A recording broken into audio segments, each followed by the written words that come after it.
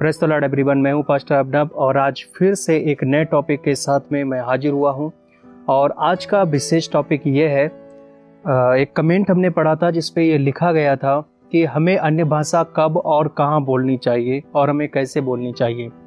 कैसे बोलनी चाहिए इसके बारे में मैंने आपको बता दिया था पिछली वीडियो में। अगर आपने नहीं देखा है तो आप उस वीडियो को देख लें, और अगर आपको फिर भी कुछ भी समझ में नहीं आए तो कमेंट करें और मैं तुरंत आपको बताऊंगा कि इसका क्या मतलब होगा अगली नई वीडियो बना के।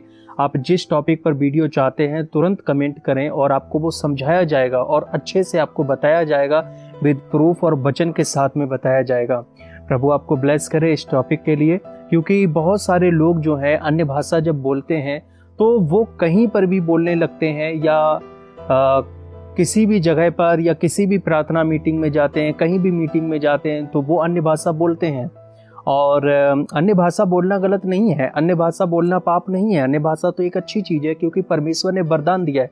अब जब आपको अन्य भाषा मिल जाता है तो हम ज़्यादा से ज़्यादा अन्य भाषा बोलने की कोशिश करते हैं, अधिक से अधिक हम अन्य भाषा बोलने की कोशिश करते हैं, क्योंकि ये हमारी आत्मिक उन्नति होती है। हमारी आत्मिक उन्नति की बढ़ोतरी के लिए अन्य भाषा बोलना बहुत ज़रूरी होता है। मैंने बताया था कि अन्य भाषा इसलिए बहुत कंपलसरी होती है।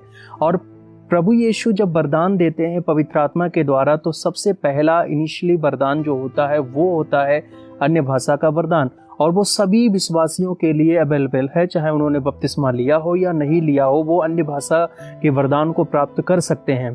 तो यहाँ पर जो मैंने पिछली वीडियो में बताया था तो उस पर दिया गया था, क्योंकि जो अन्य भाषा में बातें करता है वह मनुष्यों से नहीं परंतु परमेश्वर से बातें करता है, इसलिए कि उसकी बातें कोई नहीं समझता, क्योंकि वह भेद की बातें आत्मा में होकर बोलता है।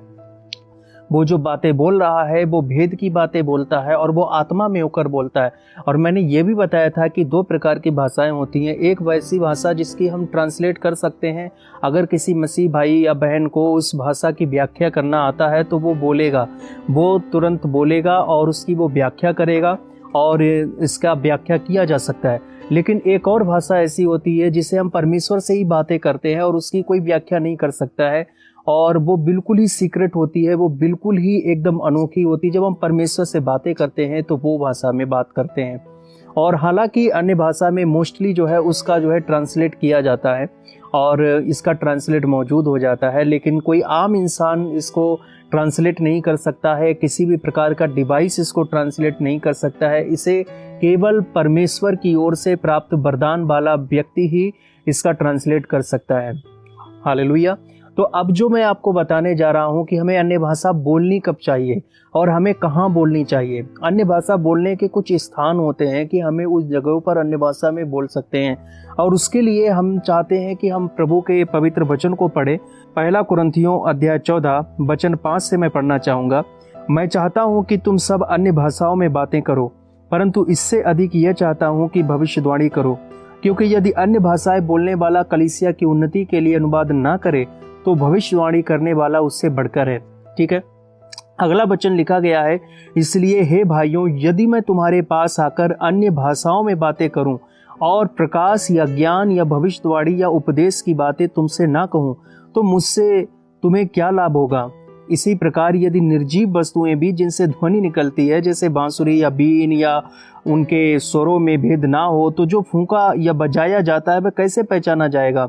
और यदि तुरही का शब्द साफ ना हो तो कौन लड़ाई के लिए तैयारी करेगा।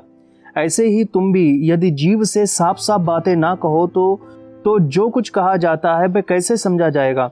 तुम तो हवा से बातें करने वाले ठहरोगे। जगत में कितने ही प्रकार की भाषाएं क्यों ना हो, परंतु उनमें से कोई भी बिना अर्थ की ना होगी। आप समझ रहे हैं इस बात को। प्रभु का वचन कहता है कि भाषाएं चाहे कोई सी भी हो, वो कोई बिना अर्थ की नहीं हो सकती हैं पृथ्वी पर। इसलिए यदि मैं किसी भाषा का अर्थ ना समझूं तो बोलने वाले की दृष्टि में मैं परदेसी ठहरूंगा और बोलने वाला मेरी दृष्टि में परदेसी ठहरेगा। पता नहीं कौन सी भाषा बोल रहे हो, आप क्या समझाना चाह रहे हो, मुझे कुछ नहीं पता है। तो पब्लिक प्लेस में जब हम अन्य भाषा की प्रार्थना करते हैं तो लोगों को समझ में नहीं आएगा। आप रोड पर खड़े होकर अगर अन्य भाषा में आप प्रार्थना कर रहे हो तो नहीं समझ में आएगा। एक मसीह भाई तो समझ सकता है कि हाँ वो प्रार्थना कर रहा है, लेकिन जो और है वो प्रार्थना आपको वो समझ नहीं पाएगा कि आप क्या कहना चाह रहे हैं और आप क्या कर रहे हैं यहाँ पर। वो आपकी मजाक बनाएगा और वो ठट्टों में उड़ाएगा और वो नहीं समझता और ना वो आमीन बोल सकता है, क्योंकि आगे वचन में लिखा गया यदि आमीन करने वाला ही नहीं, कुछ समझ में नहीं आएगा तो वो आमीन कैसे बोलेगा, वो कैसे बोलेगा कि तुम क्या चाहते हो। इसीलिए आगे वचन में लिखा गया इस कारण जो अन्य भाषा बोले वह प्रार्थना करे कि उसका अनुवाद भी कर सके। वचन 18 में देखे, मैं अपने परमेश्वर का धन्यवाद करता हूँ कि मैं तुमसे अधिक अन्य भाषाओं में बोलता हूँ, परंतु कलीसिया में अन्य भाषा में 10,000 बातें कहने से यह मुझे और भी अच्छा जान पड़ता है कि दूसरों को सिखाने के लिए बुद्धि की 5 बातें ही कहूँ। अगर आपको अन्य भाषा बोलनी ही है तो आप 2 या 3 वर्ड बोल सकते हैं, नो प्रॉब्लम।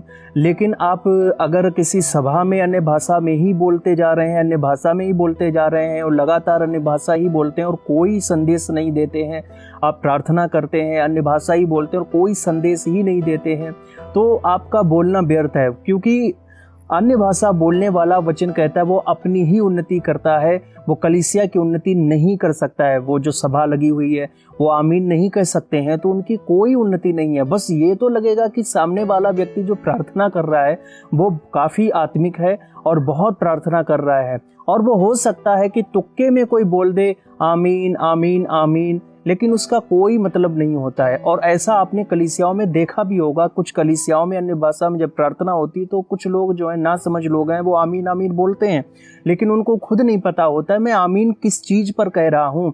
क्योंकि आमीन कहने के भी कई एक कारण होते हैं कि हमें कब और कहाँ आमीन बोलना चाहिए। बहुत से लोग तुरंत आमीन बोलते हैं, और इसके लिए भी देखो एक नई वीडियो बनाऊंगा और मैं आपको बताऊंगा आमीन कब और कहाँ बोलना चाहिए। लेकिन अभी हमारा टॉपिक यह है कि जब भी आप पब्लिक प्लेस में हो, आप किसी भी स्थान पर हो, वहाँ पर आप प्रभु का सुसमाचार प्रचार करने के ज़्यादा प्रयत्न करें, प्रभु की बातें बोलने का ज़्यादा प्रयत्न करें।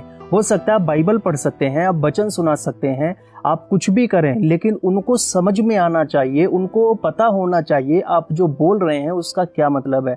और अन्य भाषा में आपको प्रार्थना करनी है तो 2 या 3 शब्द कहें बस। अगर कोई उसकी व्याख्या करने वाला वहाँ मौजूद है, कोई भाई या बहन किसी के पास ये वरदान हो कि उस अन्य भाषा का जो है व्याख्या वो कर सकता है, तो आप अन्य भाषा में बात करें, आप बोलें, खूब बोलें। तो वो लगातार जिसके पास अन्य भाषा की व्याख्या करने का वरदान है तो वो क्या तुरंत जो है उसका अनुवाद करता जाएगा, लोगों को बताता जाएगा, और फिर वो लोग आमीन बोलेंगे, तब कलीसिया की उन्नति होगी। तो इस तरह से आपको ये करना है, आपको ये समझना है कि हमें कब और कहाँ बोलना चाहिए। अगर कोई मौजूद नहीं है उसकी व्याख्या करने वाला तो हमें कोई ज़रूरत नहीं है कि अन्य भाषा में हम प्रार्थना करें। आपको पता है कि हम अन्य भाषा में प्रार्थना कर लेते हैं, हमारे पास वरदान है, 2-3 शब्द कह सकते हैं, नो दिक्कत, कोई प्रॉब्लम नहीं। लेकिन आप ज़्यादा ही नहीं बोलेंगे, आप जो है प्रभु का वचन सिखाएं और आप वो प्रार्थना करें जिस पर वो भाई आमीन कर सके, वो बहन आमीन कर सके, वो रोगी आमीन कर सके, कोई बीमार व्यक्ति है वो उसको रिसीव कर सके, उसको ग्रहण कर सके।